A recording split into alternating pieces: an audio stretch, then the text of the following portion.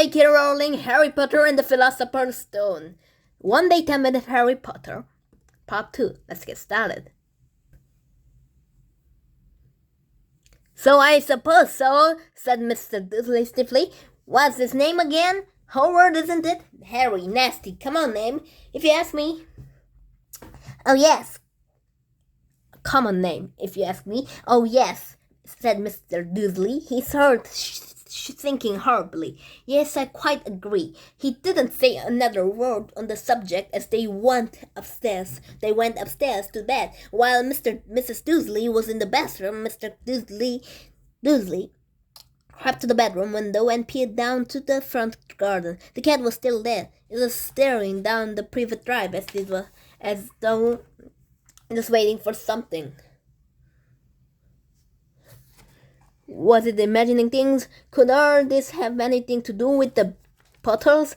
If it did, If it go out there that they were related, a pair of, well, he didn't think that he could bear it.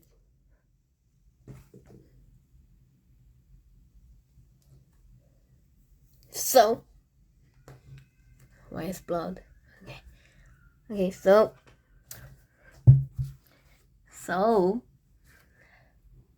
well, he couldn't bear it. The Dursleys got into bed.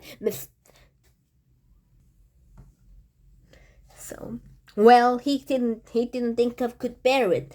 The Dursleys got into bed. Mrs. Dursley fell asleep quickly, but Mr. Dursley lay awake, turning it over in his mind. His last comforting thought before he fell asleep was that even if the Potters were not involved, there was no reason for them to come near him and Mrs. Dursley. The Potters knew very well what he and Petunia thought about them and their kind. He couldn't see how he and Petunia could get mixed up on anything that might have been going on. He yawned and turned over. It couldn't affect them. How very wrong he was. Mr. Dursley might have been drifting into uneasy sleep, but the cat on the wall outside was showing no sign of the sleepiness. It was sitting as still as a statue, its eyes fixed unblinkingly on the far corner of Privet Drive. It didn't see so much as quiver but a car door and slammed into the next street. No, when 2 hours swooped overhead. It was nearly midnight before the cat moved at all. A man appeared on the corner that had been watching. I appeared so suddenly and silently you have thought it just popped out of the ground. Oh, wait a minute. In fact, it was nearly midnight before the cat moved at all. A man appeared at the corner that the cat had been watching, appeared so suddenly and silently, you'd be thought he just popped out of the ground. That the cat's tail twitched and its eyes narrowed. Nothing like the man had ever seen in a private drive. He was taller than and very old, judging by the silver of his hair and beard, which was the most long enough to tuck it into the belt. He was wearing a long lobes and a purple cloak, which swept the ground on his high-heeled buckled boots. His blue eyes were light, bright, and sparkling behind half-moon speckles. His nose was very long and crooked, as though it had been broken at least twice. This man's name was Albus Dumbledore. But Albus Dumbledore didn't seem to realize that he had just arrived in the street. Well, everything from his name, boots were unwelcome. He was busy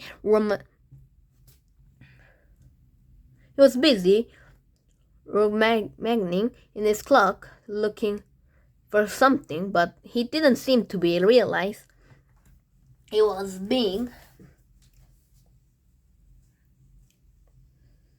watched, because he looked up suddenly at the cat. which was still staring at him from the other end of the street. For some reason, the sight of the cat seemed to amuse him.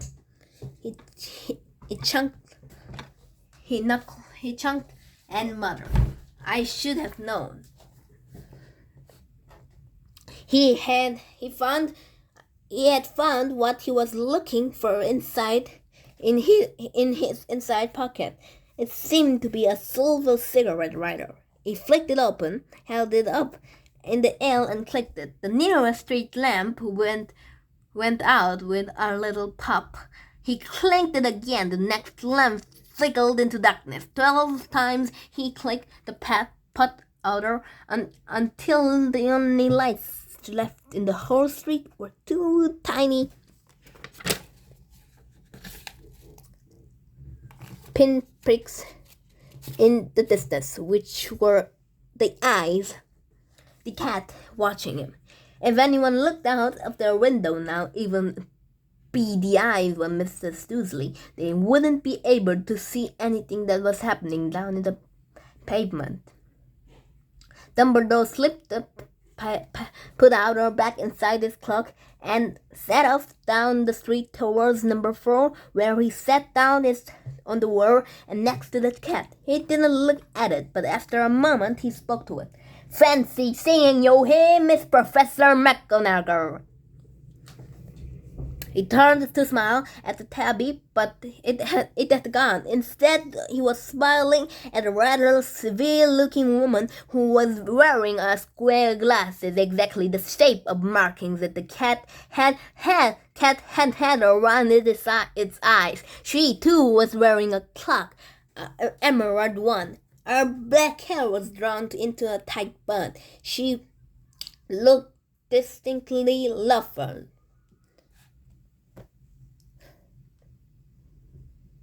"How did you know it was me?" she asked. "My dear Professor, I can't sit so stiffly.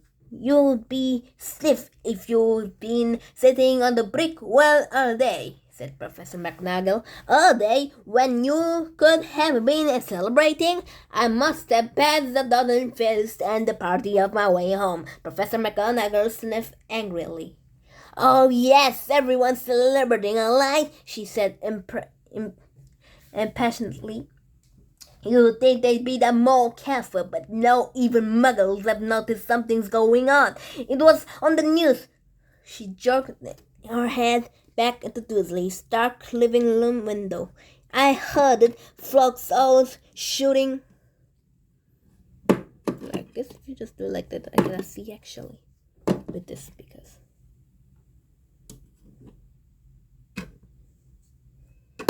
Okay, anyway.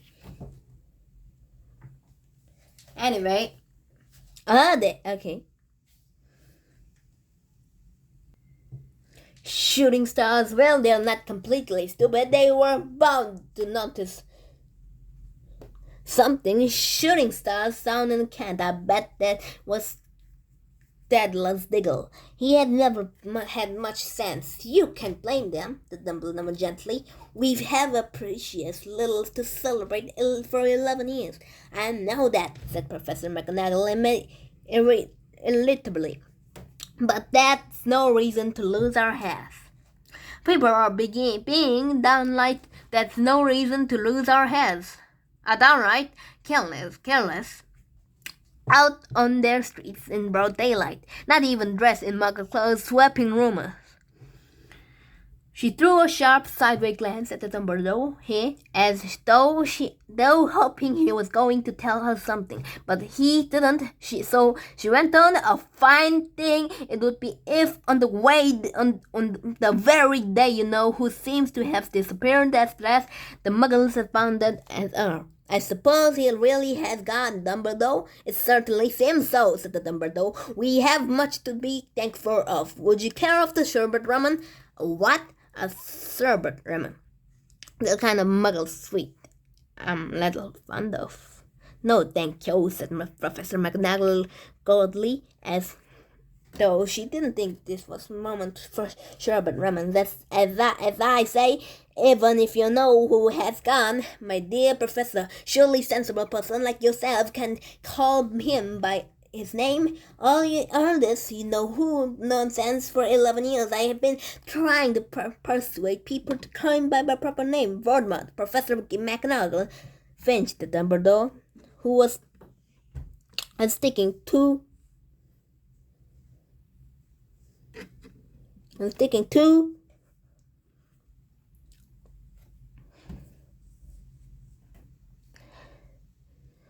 Charlotte Raymond didn't seem not to notice. It all gets so confusing.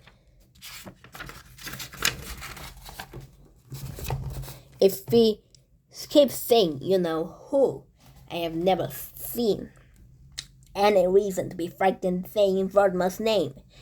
I know you haven't, said Professor McNaggle, standing half experienced, half admiring. But you're different. Everyone knows you are the only one you know. How I like Voldemort is friend enough. You flatter me, said Dumbledore calmly. Voldemort had powers I will never have, only because you're too well noble to use them. It's lucky is dark. I haven't blushed so much since Madame Pomfrey told me she liked my new earmuffs. Professor McNagall shot a sharp look at Dumbledore and said, the owls are nothing to the rumors that were flying around. You know what everyone's saying? About why he's disappeared, but what finally stopped him. It seemed that Professor McNagall had reached the point she was most anxious to discuss, the real reason she had been waiting and a cold hard-wearing day for neither, as a cat stared as she did now. It was plain that whatever everyone was saying, she was not going to believe that Dumbledore told her it was true. Dumbledore, however, was choosing another sherbet lemon and did not answer.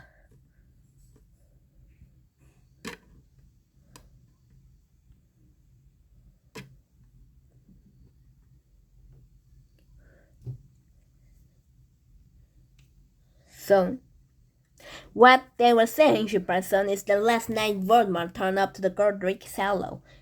He went inside to find the Potters. The rumor is that Lily and James Potter they are dead.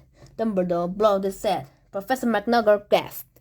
So, we're gonna read until page 12. Is it? 12, and we're gonna read the next video. Thank you for listening to this. Please subscribe because I only have 12 subscribers now. It's just too sad. I launched so many videos.